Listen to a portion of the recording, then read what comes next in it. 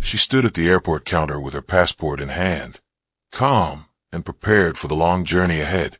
But instead of a routine check-in, she was met with ridicule. Not for her documents, not for her luggage, but for her voice. Her accent, her identity, became the target of mockery by the very agent entrusted to serve her. Laughter echoed in the terminal, and for a moment, she felt small, humiliated. What the agent didn't know was who she really was, and what happened next would cost the airport more than they could ever imagine. This is the story of one insult that sparked a $950 million reckoning. Nia Daniels wasn't just any traveler passing through that airport. She was the CEO of one of the largest black-owned travel groups in the world, responsible for organizing luxury tours, international conferences, and corporate retreats across 5 continents.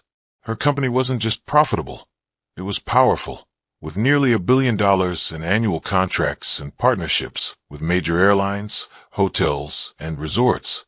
That morning, she was traveling with a small group of her team, quietly moving through security and preparing for an important meeting overseas. Her life, to anyone watching, looked effortless: designer luggage, a crisp navy suit, and an air of confidence. But beneath the polished exterior, Nia carried memories of countless times she had been underestimated, dismissed, or overlooked because of who she was. Still, she had learned to navigate those moments with grace. What she hadn't expected, however, was to face open ridicule in front of her staff, fellow travelers, and complete strangers. As she approached the check-in desk, she greeted the attendant politely, her words carrying the lilt of the Caribbean roots she was so proud of. To her, it was simply her voice.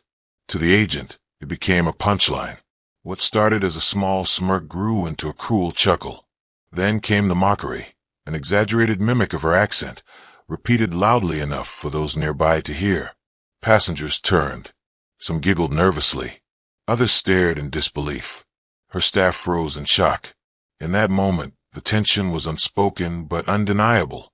A woman who had built an empire through determination and brilliance was being reduced to a joke at a check-in counter. And the humiliation was only beginning. Nia's first instinct was to remain calm. Years of experience had taught her the dangers of reacting in anger, especially in public spaces where stereotypes about loud black women were weaponized. So, she took a breath, adjusted her posture, and asked the agent to continue with the process. But the ridicule didn't stop. The agent, emboldened by the awkward laughter of a few onlookers, repeated her words in a mocking tone, dragging out her vowels, twisting her consonants, as if her very existence was entertainment. His voice cut through the air, sharp and belittling. Passengers in line shifted uncomfortably. A mother whispered to her teenage son, pulling him closer.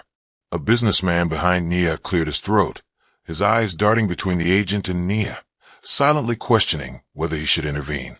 Her staff members, normally confident professionals, stood rooted in place, their expressions a mix of anger and disbelief. And then came the tipping point. The agent leaned closer and muttered just loud enough for her to hear, "Maybe try speaking proper English if you want to be taken seriously." The words pierced deeper than any public insult. They weren't just about her accent. They were about erasing her heritage, her identity, her story. In that moment, Nia made a decision. She would not shrink. She would not walk away in silence. She reached into her leather folder, pulled out her business credentials, and placed them on the counter. Her name, her company, her position, all laid bare in black and white. The agent's smirk faltered for the first time. He glanced down at the logo, then back at her face, realizing far too late the gravity of his mistake. Because this wasn't just any traveler. This was the founder of a travel group that had contracts with nearly every major airline in the industry, including theirs. Nia didn't shout. She didn't demand an apology. She simply stared at him with a calm that cut deeper than anger, her silence louder than any outburst could have been. By now, murmurs rippled through the line. A woman pulled out her phone, recording the interaction. A young man whispered, "Isn't that the Daniels Group CEO?" Recognition spread, and with it outrage. The airport terminal had turned into a theater, and the entire scene was being watched, not just by those present, but soon, by millions who would see the video online. But the true reckoning was yet to come. Within hours, the video hit social media. The hashtags trended worldwide. Millions of people watched in disbelief as a black woman of power and influence was openly mocked for something as intrinsic as her voice. Comments poured in anger, support, solidarity. But the real shockwave came when Nia acted not as an individual, but as the leader of her empire. She called an emergency meeting with her executive team. With calm precision, she instructed them to terminate every active contract with the airline. In a single decision, $950 million worth of business evaporated. Conferences were rerouted. Corporate travel accounts were reassigned. Partnerships dissolved overnight. The ripple effect spread across the industry, shaking executives, investors, and partners who suddenly realized what had been lost, all because one agent decided to humiliate a woman for her accent. The airline scrambled. Statements were drafted, apologies issued, promises of retraining and diversity initiatives rolled out. But it was too late.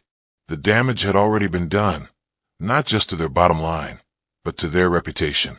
And at the center of it all was the image of Nia Daniels standing at that counter, calm, composed, hand resting on her credentials, while an agent sneered in her face. That picture became the symbol of dignity against disrespect, pride against prejudice. The power dynamic had flipped completely. The woman who had been mocked for not speaking proper English had silenced one of the largest airlines in the world without ever raising her voice. Nia continued her journey that day, boarding her flight with her head held high. But the incident didn't end at the airport. It sparked a larger conversation about how often accents are ridiculed, how identity is demeaned, and how prejudice hides behind so-called professional standards. For millions watching, her story became more than just one woman's humiliation. It was a reminder of how racism and xenophobia manifest in everyday spaces, in classrooms, workplaces, airports, even in casual conversations. And it was also a reminder of the strength found in responding with dignity, intelligence, and resolve. The travel industry felt the ripple for years. Competitors who picked up Nia's contracts flourished. The airline that lost them struggled to rebuild trust, its name now tied forever to the scandal. And for black women, immigrants, and anyone who had ever been told their voice wasn't good enough, her stand was a beacon. Because at the heart of it, this story was never just about a flight.